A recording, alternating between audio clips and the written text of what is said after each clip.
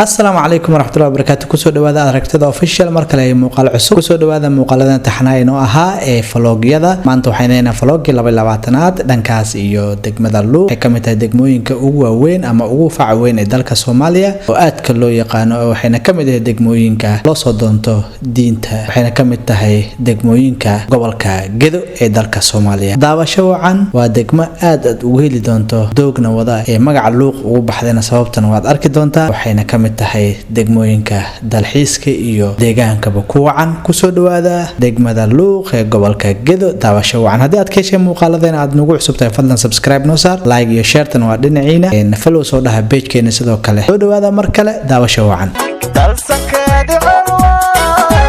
garbahaari tagi karo amma ceel cadoodihin bura aan badegi karo budhuubana dalxiis tahay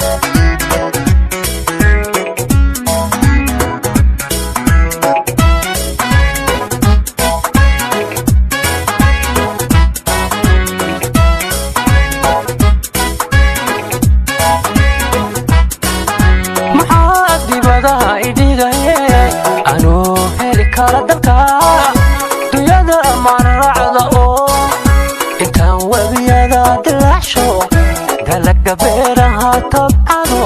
oo intaan wabiyada dalacasho dabqiyan bada isbaro